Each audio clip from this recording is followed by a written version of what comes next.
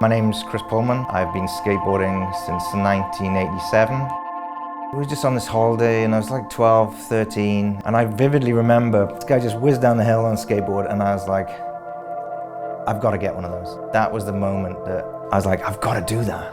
So I grew up skating in South Wales. Like, there wasn't a great big scene and skateboarding was really small. There were just a very small number of people skating, probably worldwide. And I learned to drive, and I started to drive from the little valley town I lived in to Cardiff. And I'd hang out with Matt Pritchard, a whole crew of people from Cardiff who were really pushing skateboarding. And Matt Pritchard had the same passion for skateboarding I had, so he was motivated to go skating. So I had a vehicle, and he would always be down to drive somewhere. That was a couple of years. Then came time, I got a little older, to 18, gone to college. It was a lovely place and a really pretty place. It's quite sheltered, quite not very diverse place on the whole. Cardiff was better, but in the valleys where I lived wasn't that diverse. Then the opportunity came to go to university after I did some A-levels. Ended up going to Portsmouth University to do a degree. First day I was there, I just met up with a bunch of people and I was instantly part of a new scene. I did the biology degree, but when it came to the end of that, I just wanted to skate every day. Going from Portsmouth on the train to London all the time was expensive. Came time to move to London. Slam seemed like the obvious place to try and get a job. And they were like, yeah, we can get you a job. 4 days a week in the warehouse packing boxes, 3 days a week to skate. That would be amazing. All that, like just enough money to get by, enough hours, and then plenty of time to go film and skate. Paul asked me to manage the shop.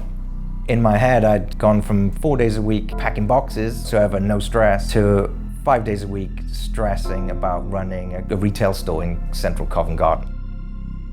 Foz worked at the Slam warehouse, and he had his own brown heroin. He'd had his first video come out, which was called Good Shit. Bunch of guys dicking about on skateboards.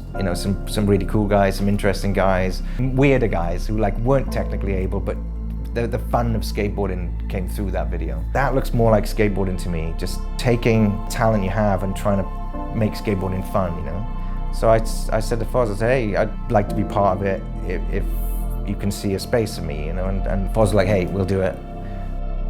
So I turned pro for a British skateboard company, and I didn't plan for it, but I embraced it, I just like, well, we're gonna do this, gonna do it properly, film parts, take photographs, work at it, I guess. Man, I got a board with my name on it. Wow, the 16-year-old kid inside me is tripping out right now. I knew then it was special. And yeah, I just jumped on board with it. Ever since I was a kid, I felt really different to everybody else. Felt like I noticed things other people didn't notice, or things worried me more than they should, with much more gravity than they needed to. Performance anxiety, like when you call up a filmer and you want to go shoot a photo, it seemed like everybody else around me would be like, oh man, I'm really excited, I'm gonna go do this. And I'd be like, I've called up a filmer to go shoot a photo on Saturday, and it's Tuesday, and I'm not gonna sleep now until Friday or Saturday. Created a lot of anxiety. Although I wanted to do this stuff and I was passionate about doing it, I was just really nervous and anxious about it. I was doing a management job for a retail company, it was skateboarding, but I couldn't let it go, and I lost a lot of sleep over that. And the only way I could deal with that, I drank an awful lot. I drank for 20 years, like a beer or 5 beers or be hammered. I definitely have an addictive personality. When I do something, I want to do it 110%. And I was masking this the whole time, this anxiety, with that. Skateboarding is you and your skateboard. That's it. That's all it always has been to me. But when you film, all of a sudden skateboarding becomes something else. It becomes not skateboarding as an activity or an art form or whatever, where you want to pitch it to yourself. It becomes, I've got to now record this to show this to someone else. And all of a sudden it loses a lot of the authenticity you have of just going skateboarding. But the other side is when you call up a filmer to go filming, you're making a claim. As soon as you make that call and be like, what are you doing Thursday? I'll think of some stuff to do and we'll go, I've got a couple of ideas, let's go do that. I become anxious at that point. As soon as the phone goes down, I'm starting to stress. I've now pulled someone else into that plan, and that causes me a massive, massive anxiety. There were plenty of other moments where having that feeling of anxiety when there was nothing going to happen in that day. You'd feel like, I can't get out of bed today, but there would be no trigger. If there's a reason, you can then process that, and you can almost reason it out with CBT or some kind of strategy. But when you wake up and you're depressed and you can't get out of bed, or you're shaking, it's really hard to do anything about it, to the point where, you know, working in skateboarding is the easiest job ever. You're selling and talking about stuff you love all day long. But I'd be waking up before work and feeling physically sick, you know, like actually brushing my teeth, throwing up, being nervous about selling skateboard. It ended up I lost that job. I was so stressed and anxious, I was a mess, I kept making mistakes. It was like, wow, I've gone from being someone who I thought was dealing with this to someone who was making so many mistakes that you couldn't hide it anymore. You know, it was like you couldn't fix the mistakes because I kept making so many. You know, a lot of other stuff happened in my life personally. My marriage failed at the time.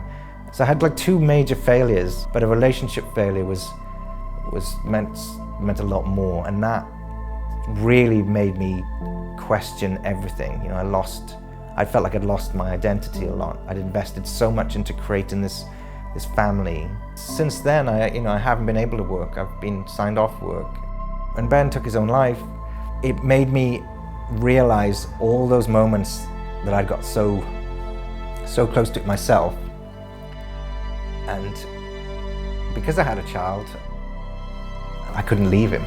And I thought to myself, I can't have had the experiences I've had and not do anything with this, you know, at my age. And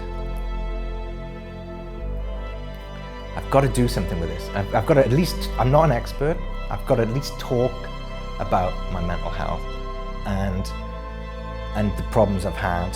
And they're, you know, they don't feel even anywhere near the problems other people have had, you know, but it's hard to get perspective when you're in it. The people around me, they say, I can't believe you get through each day. I'm proud of you for carrying on through that. I can't see it myself, I just do it, you know.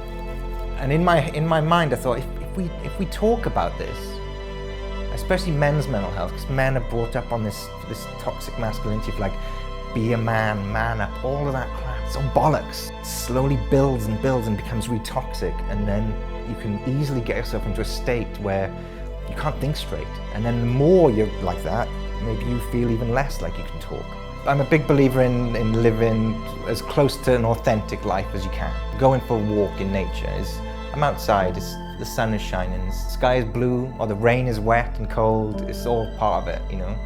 If you're struggling on a day-to-day, you know, if you're struggling right now, it's hard to pick up the phone and call a helpline, you know, like you have, you know, like Calm or Samaritans or any of these other numbers and online advice. But those people will help you, and they have time to help you, and those volunteers are amazing. Try and be aware of your friends, and it's impossible. You can't always know what's going on in someone's head, because people with depression and anxiety hide it really, really well. Who looks like they're functioning completely normally might not be. Look for things that look a bit strange, or when someone goes a bit quiet. Nobody gets any of this perfect. There's no perfect way to live, but we just try, and the trying is the main thing, you know. It's that initial thing is once you talk, instantly starts to help. Just talk to somebody. That's the main thing I'll say, because that will help.